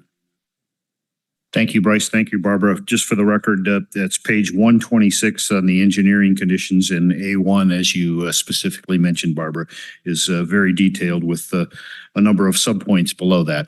So I'm sure everybody is well aware since it's in the printed record. Sir, did you have a public comment or? Okay. Owner applicant also. Peter Beekhoff with Westridge Homes. Lived here for 45 years and worked with the county for pretty much all those years. The drainage and the slopes on that, of my understanding, have all been met to the county standards. In our improvement plans we had submitted prior that are outdated now that we will be bringing forward as our improvement plans once we're reapproved, do meet all those slopes of that 15% and actually show the grading on that. This is probably one of the more challenging parcels that we've worked on with the fault lines, with drainage slopes. So our engineers and the county have gone back and forth on our first set of plans, which we plan on just duplicating for this project. Prior to my company purchasing the two properties that are adjacent, there was already a 20-foot easement up from the Plymouth Drive all the way up almost to the front of the garage in lieu of, or the whole parcel, parcel 6, and they will share that driveway and then veer off to to their own private driveway off of that main driveway. But that was already existing prior to our purchasing of the property. When you were asking how parcel 6 gets involved and gets access, then parcel 2, it's on the map here, it shows it, but if we looked at the improvement plans, we actually have a road designed already, or a driveway that follows that line, but it parallels the hillside and drops down and stays under that 15%. There's some retaining walls that are being built to make that slopes happen to maintain that 15%. Thank you very much. Did members have other questions that came to them now that we have had further comments from staff and the applicant's representatives? If not, we can move to public comment. Maureen? Yeah, my only comment, and I guess it's for Barbara with regards to the lot 6, and perhaps you can answer it. There, with the grading, with regards to code, it has to be 30 feet. And in looking at what we have, it's about 28 feet. That's what's been submitted to us on the sub-basin. And I'm assuming when it goes through review, the proposed footprint will have to be moved, and that'll be something that comes through with review. In the early stages, the engineers asked me where the house is going to go. And I honestly, at that time, don't know. We took kind of our largest footprint of the house that we built and said, and kind of boxed it out and took that and placed it on each lot to make sure there was a building site available that met that. We will use a house plan that accommodates each and every lot individually and that meets a specific grading plan for that house on that lot as we move forward. For right now, all of those boxes are the same. Well, houses aren't quite square, so we will make those work and submit for each building permit with its own specific grading permit for each particular lot that will meet the county requirements. Okay, when I first was reviewing this, I was very concerned about the faults, the earthquake faults, and the steepness of the slopes. So it would be a big leap of faith. Lucille, you have something to say? For the record, Lucille Rayo. Yes, Pete is correct. When we were reviewing the project, when it first came in, we were concerned, as everyone is here, that is this buildable? Show us that it's buildable.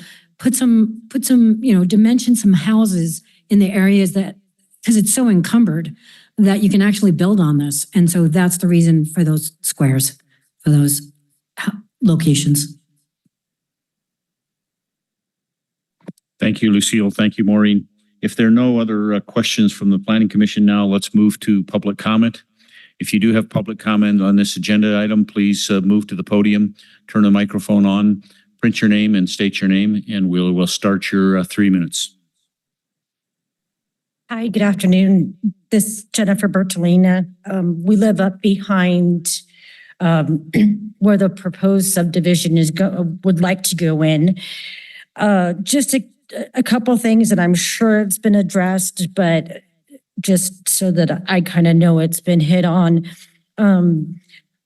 There's another subdivision that's been put in, 2 small condo subdivisions on the corner of Micah and Vista Grande. And the parking has been now put in on the streets there too. And that's considerably narrowed the traffic byways, not byways, but the traffic lanes there. So because there's on-street parking now. I don't know if you're gonna allow people to be parking on the street on Plymouth, but that can be a big problem. and then also people that are speeding there. And I don't know if you're aware of it, but that drainage ditch that runs through there right now is kind of a little wildlife highway. It runs through a lot of the deer sit up in the mountains or the hills behind the subdivision right up there. A lot of them bed down up there, and they run down right down through that drainage ditch. We've seen a lot of them do it and so forth, and they just go back and forth. It's kind of funny. And then I just wanted to see if they were going to be doing any landscaping, putting any trees in, anything like that. And then also, extending the sidewalks and things when it rains and there's a lot of heavy snow, that water and that flooding on Plymouth is big. Last few years, we've had a lot of water, and you get some of that water coming out 2-3 feet, and it's a couple inches deep in onto Plymouth. And then just a couple things to kind of keep in mind in an overall general thing is, there's a reason why we moved here, and we moved here for its beauty and the kind of country feel and things. We want to make sure we don't overdevelop and lose the feel of why we originally moved here. So that's kind of all that I have to say. So thank you. Thank you very much. Additional public comment? Seeing no additional public comment, I'll close public comment. We'll come back to members of the Planning Commission for other last minute questions, observations, or we'll move to a motion. Bryce. Thank you, Mr. Chairman. I would just like to address your comment for a moment, ma'am, about growth. I too live here because of the rural nature. One of the biggest challenges that I have as a planning commissioner is how do we balance growth and maintaining open space and the rural nature of our community. Part of the challenges is in developments such as this and the one prior is that they do meet the zoning. They do meet all the requirements. These are planned developments that have been in place for some time. And so I can't speak for my colleagues, but I take very seriously any type of new development that may come forth. But when it comes to these type of developments, it meets all of the findings and all of the requirements that needs to be met. So, unfortunately, I wasn't here when that was done, but I can assure you that any future ones will be taken very seriously, that they must align with the master plan for me. And if they don't, there better be a very good reason for that. So I just want to let you know that we do take that, at least I take that serious, and I believe my colleagues do as well. Thank you, Bryce. Additional comments, observations by members of the Planning Commission? Again, I would note that we do have several findings that the staff and the applicant have addressed. Those are beginning on page 124. And there are conditions, as Bryce mentioned earlier, starting on page 126. So if we're prepared to make a motion, then that's on page 119.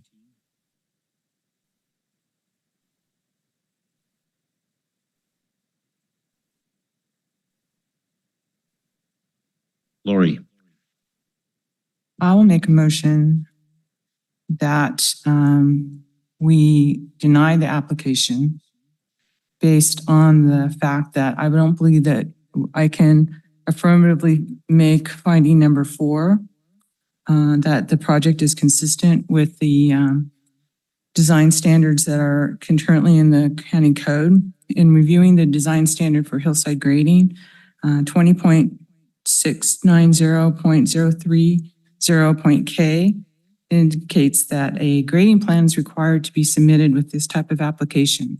I understand the intent is that the grading will come on an individual lot basis. However, I don't believe that there's sufficient information to confirm that these lots are viable lots. And I so appreciate the planners and engineers, county planners and engineers that have tried to craft the best conditions of approval possible.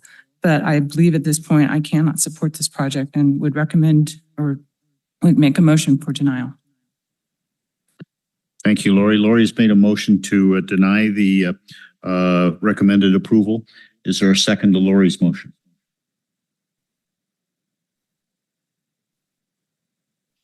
I'll second the motion for discussion. All seconds the motion, so we'll have discussion. If members would like to agree with Lori or disagree with Lori on her motion, now's the time to state your comments. Paul. One question which I share with Lori is what the timing with respect to a grading plan when we are approving a subdivision with lots.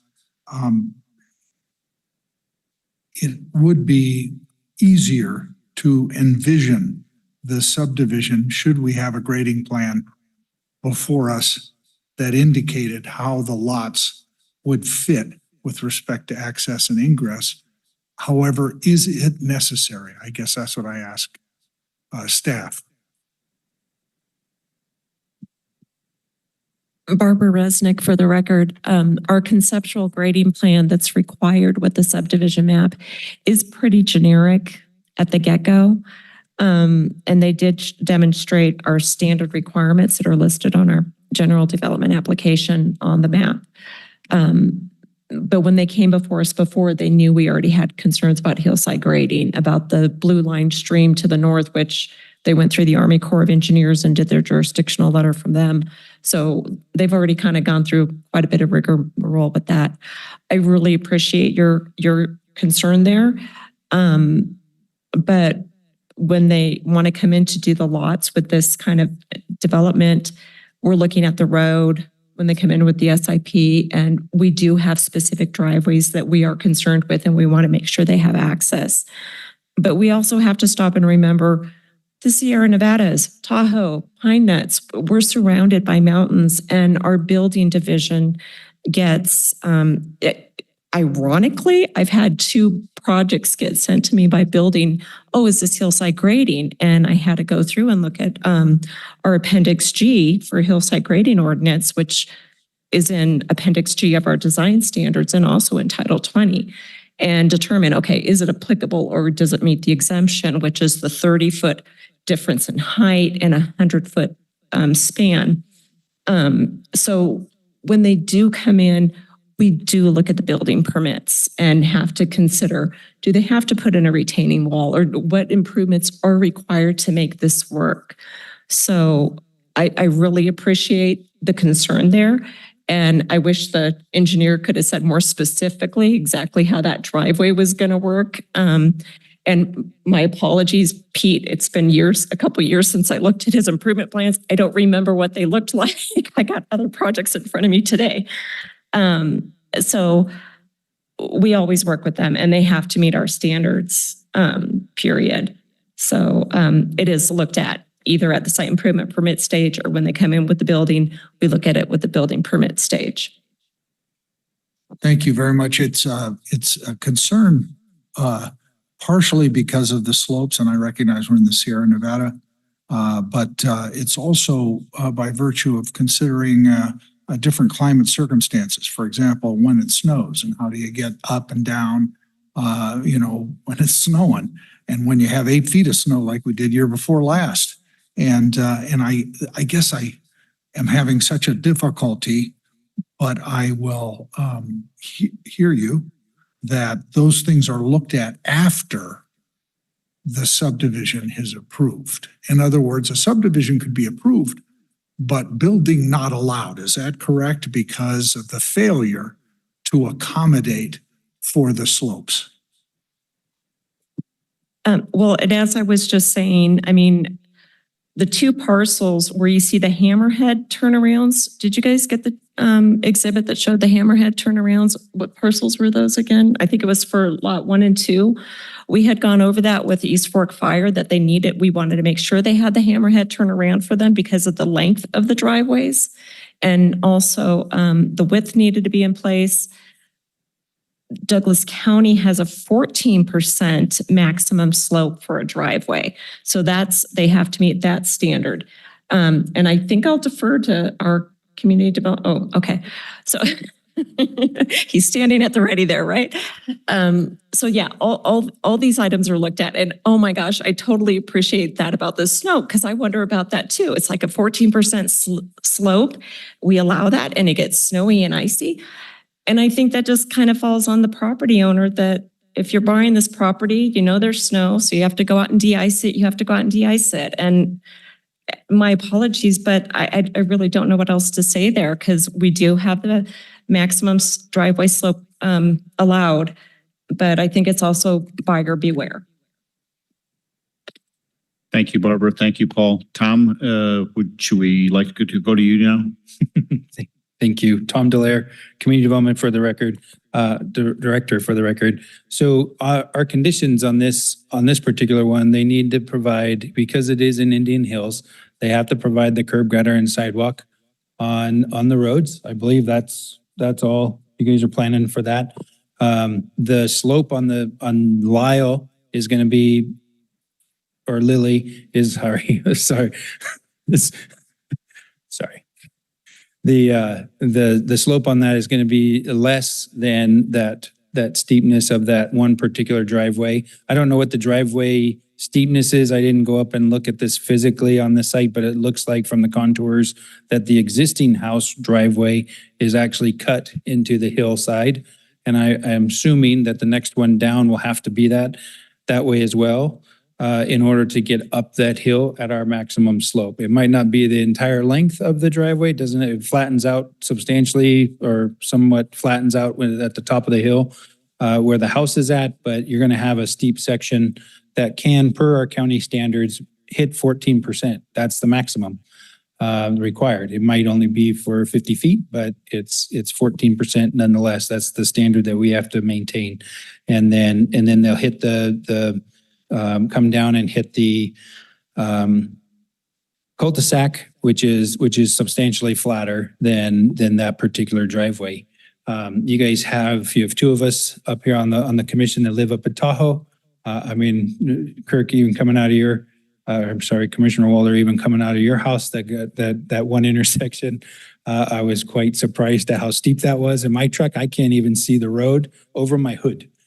Going down to your home, or onto the main road towards your house. So, I understand that that's definitely a concern, but staff analyzed this based on our current county code. I know you guys don't have everything in front of you. We can provide that. It'll be a lot thicker packet if that's what you want in the future.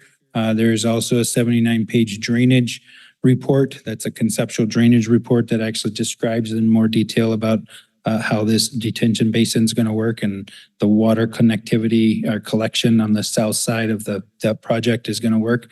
And I can tell you in discussions with the neighboring parcel owner, which is concerned about the drainage coming off of this from new houses, and because she already gets a lot of drainage on the property, but with the channel that's being proposed along the back on that south property line, it'll get diverted away from their property and onto into that basin down at the bottom of the hill.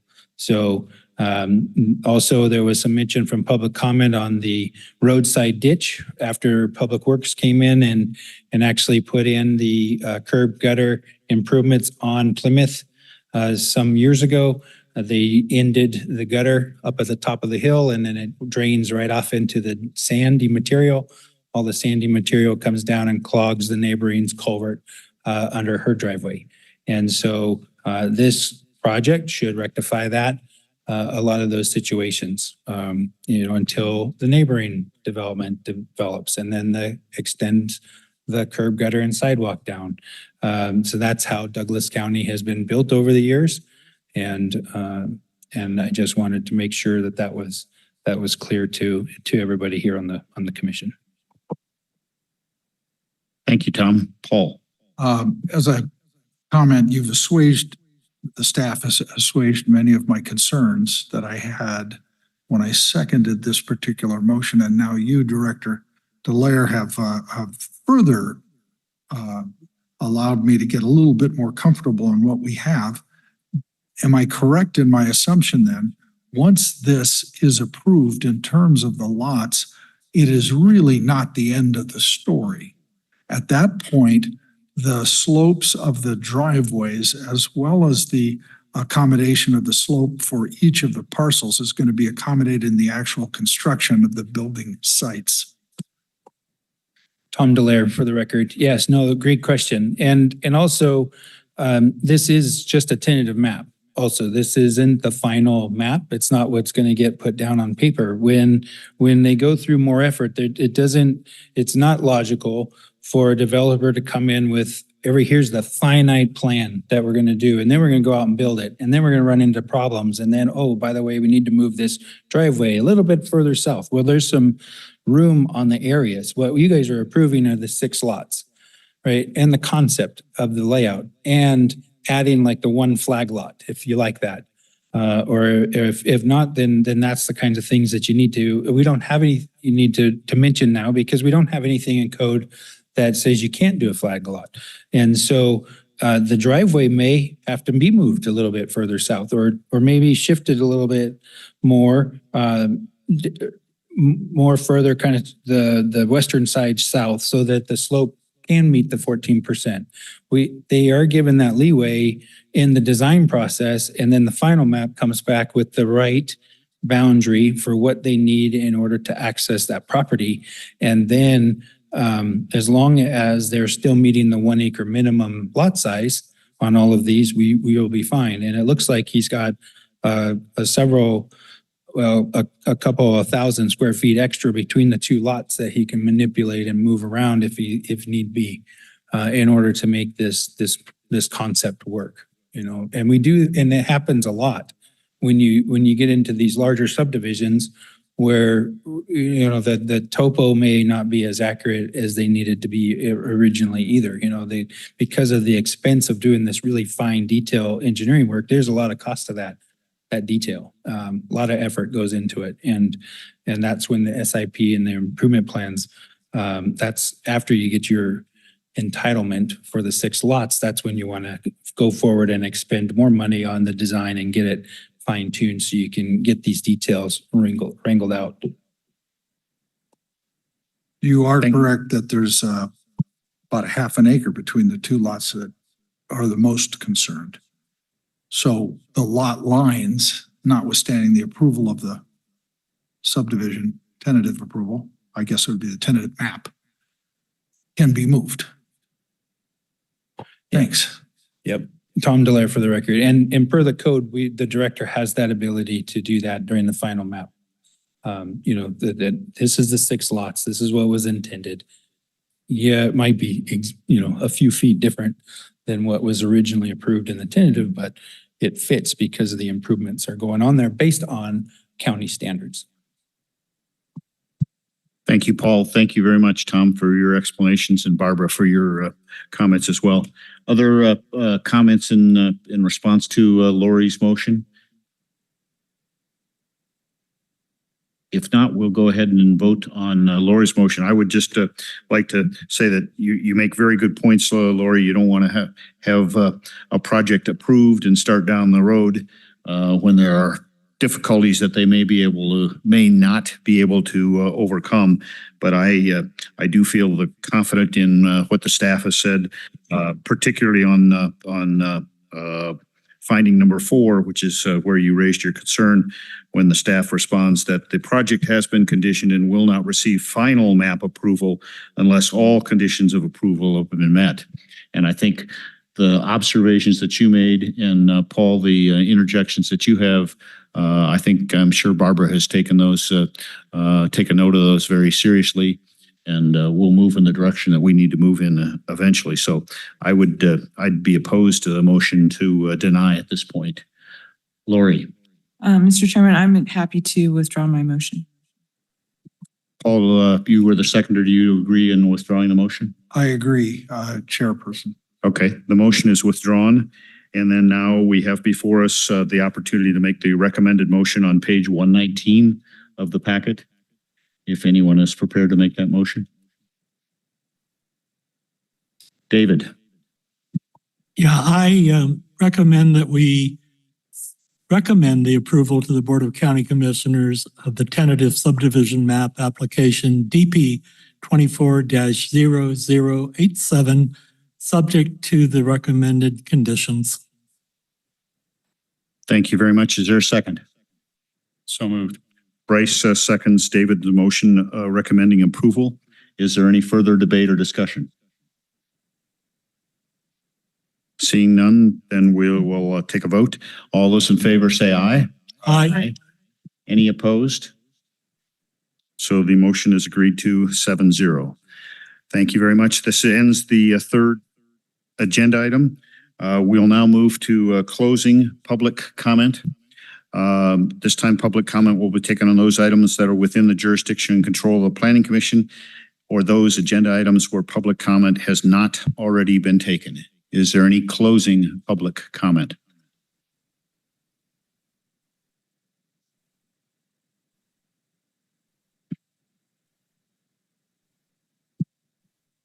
Hi, Jennifer Bertolina. I would just like to say thank you all very much for everything that you do and all your work and everything that you cover and so forth. This is the first time I've been to a meeting and I really appreciate it, and giving me, your feedback and things like that, and everybody else that has given input. So it's very much appreciated. Thank you. Thank you. Any additional closing public comment? If not, I'll close public comment. I would like to comment just briefly, and I don't do this often enough, but I do want to thank the planning staff for their very hard work on all the agenda items that we've had today. I want to thank the engineering staff. They have done an excellent job as usual. I want to thank all the other staff at Community Development who works both in the front lines and behind the scenes. I thank the district attorney staff for their good scrutiny of all we do. I also want to thank the clerk staff who are always very diligent in the preparations for the meeting and the approval of the minutes and writing of the minutes after the meeting is over. SOSU TV has worked in the background on all of our meetings, and they do an excellent job of allowing us to project well into the public. And I thank the public for all their participation. And last but not least, I do want to thank my fellow planning commissioners. They are always well prepared. They ask excellent questions. They make excellent observations. They're very thoughtful, and I'm very privileged to work with such a fine group of people. So thank you all very much. And unless there's any other comments, I will call the meeting adjourned. Thank you.